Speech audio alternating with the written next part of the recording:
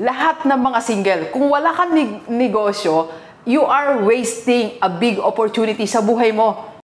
Single na nga, hindi ka pa mailabas sa hospital kasi walang pera. Oo, huwag naman nating dalhin sa kaawa-awa at kalunos-lunos, kalunos talaga, no? O kaawa-awang situation, sarili natin. Okay? Alright? Yun man lang, mabigay nating pride sa sarili natin. Dear Charo, bakit ba ako single? Teka lang po mga single, ha? Wait lang kayo. Nireview ko lang po yung script ko. Alright, ang bilis kasi ng camera ni Sir eh. Positive Day Gilibers. Alright, Positive Day Gilibers. Alright, Positive Day Gilibers. Positive Day Gilibers. This is Dr. Gigi Disunga.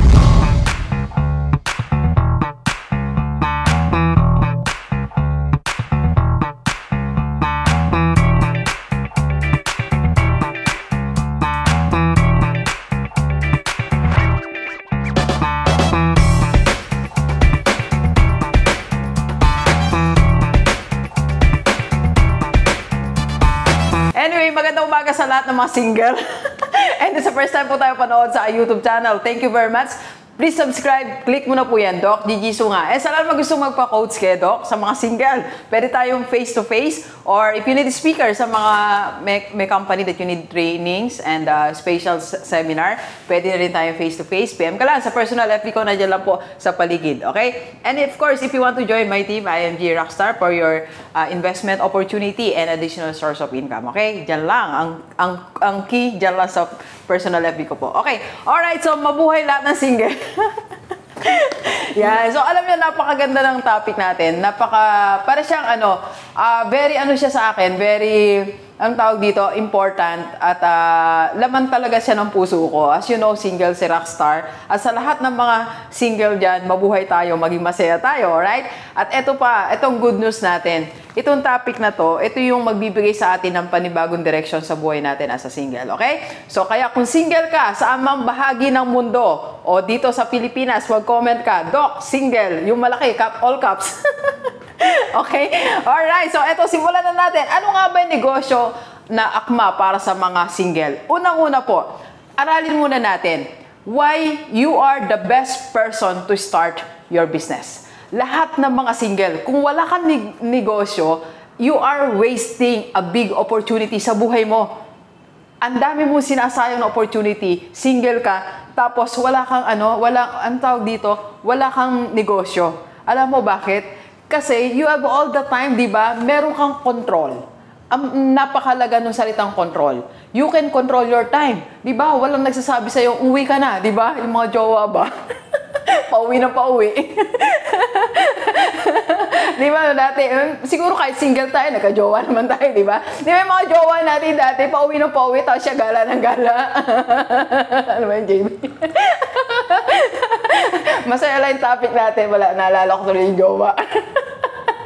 Huwag nagkaka-picture dito nang ilang kong naging jowa.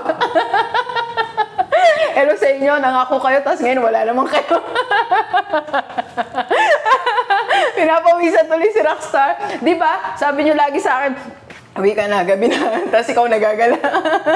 But anyway, you can control your time, di ba? Walang nagbabawal sa'yo. Pwede kang magbakasyon kahit saan. Kahit pwede ka sumama kahit kanino. Di ba pag may jowa ka, parang hindi ka pwede sumama kay parang masama yan, di ba? Ganun. Hindi pwede sumama yan. Maraming bawal, di ba? So ngayon walang bawal. You can control everything. And including your expenses. Hindi ka gaya nung may jowa ka, di ba? Pinaghirapan mo, itatanong mo ba, bibili ba ako nito? Bakit siya ba'y naghirap?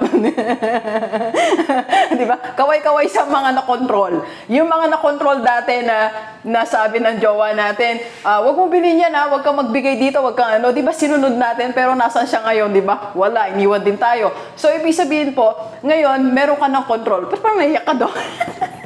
Natatawa po akong naiyak, ewan ko ba?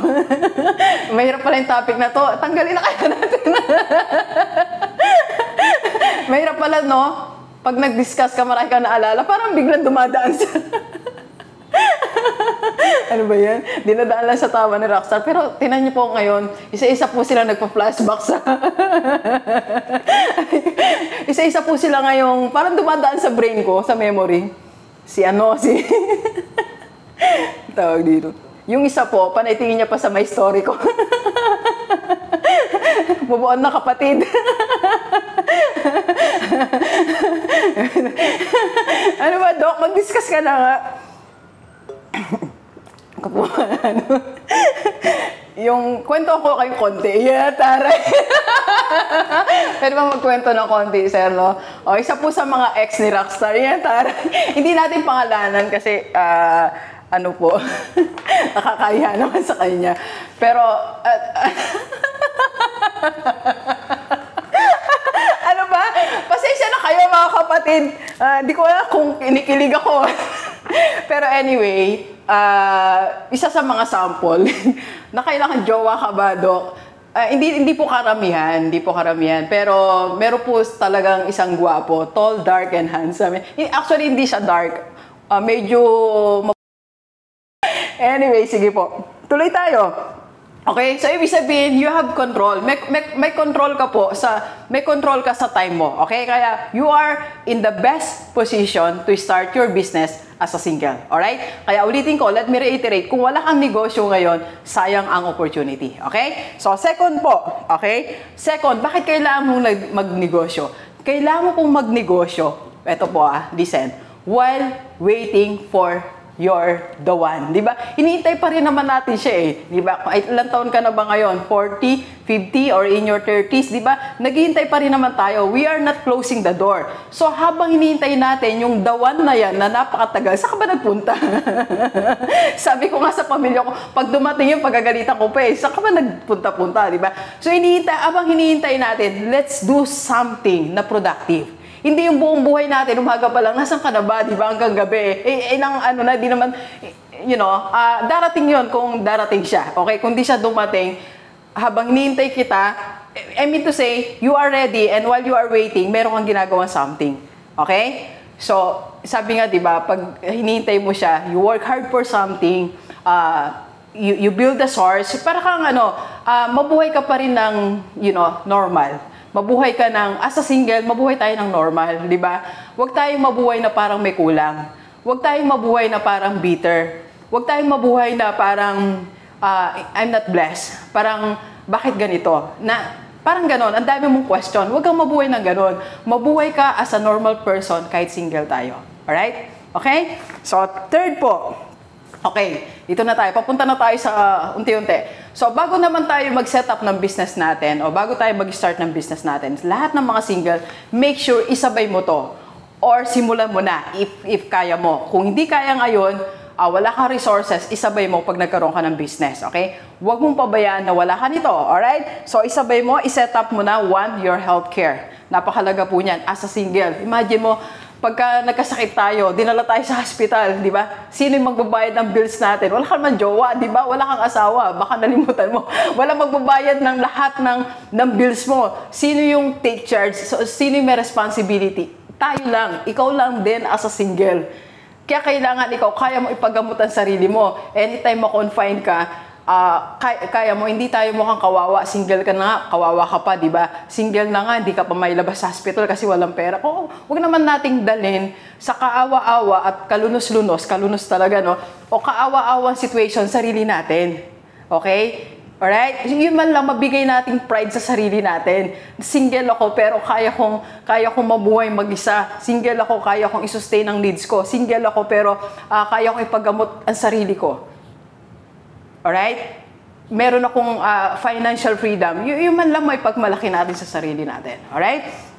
Okay, so naalala ko yung tawag dito. One of my professors sa Miriam, sabi niya, kasi single din si Madam. Sabi ng mga tao daw sa paligid niya, single ka, nag-doktor ka pa. Sabi niya, nice, single na ako, di pa ako magdo-doktor, di ba? So, wag natin gawing basta sabi ko nga, maging normal tayong tao, okay? Normal ang pangarap natin as a single, okay? So, dapat meron tayong health fund or health insurance, meron kang emergency funds, and meron tayong investment, okay? So, isabay natin yan, kapatid. Huwag natin pabayaan mawala yan, alright? Next, eto na, number 4. Eto na mga negosyo. Actually, hindi ako magsasabi ng mga specific. Bibigyan ko lang muna kayo ng criteria. I don't know, siguro sa part 2 na lang tayo magbigay ng specific, okay? Alright, okay, ganito. Sa pag-start mo ng negosyo, eto sasabihin ko sa'yo, as a single, dapat maging choosy ka. Hindi basta negosyo. Yan ang kaibahan natin sa sa mga hindi single, tsaka sa'yo single. Ang hindi single, for example, married yan or may ibang responsibilities, di ba? So, anong ginagawa nila? Di ba? They want business just for one reason. That is only to earn money. Pero ikaw, dahil, dahil single ka, meron kang, kumbaga, maging choosy ka, hindi lang basta to earn. Alright? Hindi lang basta magkapera ka. Hindi lang yan ang target mo. Ang target mo, ito. Kanina, I was, anong tawag dito? I was talking to my director, nagkukwentuhan kami. Sabi ko, ito yung content ko ngayon. Sabi niya, maganda yan, Doc. Siguro maganda ma-advise natin sa mga single. Isabay na yung passion nila sa pagdinegosyo. So, it's now your chance sa pagiging choosy mo, isabay mo na yung passion mo sa negosyo mo. Para hindi ka lang nagkakapera, masaya ka pa. Tandaan natin, as a single, gagawa din tayo ng paraan para tayo maging masaya. I-consider mo din as criteria yung happiness. It's not only about income, it's also about your passion, it's also about your happiness. Kaya ito na yung ira-ride on mo na. So in choosing your business, maging choosy ka. Pag hate na hate mo talaga, wag mong gawin negosyo. Pag ayaw mo, hindi ka masaya, wag mong gawin negosyo. Kasi single ka, meron kang capacity to choose. Choosy ka dahil single ka. Meron kang time, meron kang capacity. Meron kang resources, alam mo yung worth mo as a single person. Alright? Okay? So, anong gagawin natin ngayon, Doc? You choose bigger business. Okay? Ang criteria mo, you choose a bigger business. Something that, itong negosyo na to, pag sinimulan ko to, alam ko, mararating ko yung pangarap ko. Yung negosyo na to, alam ko, I can become bigger. Yung negosyo na to, pag dito ako, eto yung sinimulan ko, I can explore more. So, meron kang set of criteria bago mo simulan ang negosyo. Maging choosy as a single. Alright? Okay? So, eto na yung mga criteria natin. Doc, ano pa yung criteria natin? Eto na, okay? So, magbibigay ako ng sample. Sample lang naman po, okay? Sa akin, for me, ang mga negosyo sinisimulan natin, of course, aside from Rockstar Holding Corporation, Rockstar Beauty. So, ito po ay corporation. Hindi ko naman po siya solo. Kaya dito, siyempre wala tayong 100% control. Hindi natin siya 100% na minamanage. May kasama tayo dito. We have our CEO sa Rockstar Beauty Corporation, Sir Harold. Meron tayong board sa Rockstar Holding Corporation. Both naman po meron tayong board. Okay? So, pero sa Rockstar Holding Corporation po, I'm the CEO. So, si Sir naman, Sir Ace, kapartner natin, Rockstar Beauty, siya po ang CEO. I'm the Executive Vice President. Okay? So, bukod po dyan, meron tayong mga sinisimulan na business. Like, as you know, member tayo ng SMDC Rockstar. And ngayon, meron tayong IMG Rockstar. Alam nyo, ba't ako nag-stick sa IMG Rockstar? Ito, paliwanag ko lang po. Doon sa mga nagtatanong, Doc, bakit ba nag-IMG ka? Magkape po tayo. Habang pinapaliwanag ko. Ang IMG po kasi, dun sa mga nababasa natin, parang, eto lang naman si IMG, mali po kayo doon. Malalim po ang IMG. Ang IMG po, it's a people business and you are running your team and you are helping people. So, meaning to say, it's more about on training. It's more about motivating people. It's more about helping people how to start their financial education. Yan po ang advocacy ng IMG. Para matulungan natin sila maging financially literate. And I love that platform kasi nakakapag-train po ako, nakakapag-motivate, and that's my passion. So, hindi lang sa income ako nakatingin. Nakatingin ako, una-una sa mission ng IMG to help more Filipino. And second po, na-execute ko yung gusto kong gawin, yung passion ko. At nagiging masaya ako. And at the same time, ang laki ng bonus ko. Ano yung bonus mo, Doc? I'm earning money. Kaya po ako nag-stick sa IMG. Okay? So, yun din ang gawin nating pattern.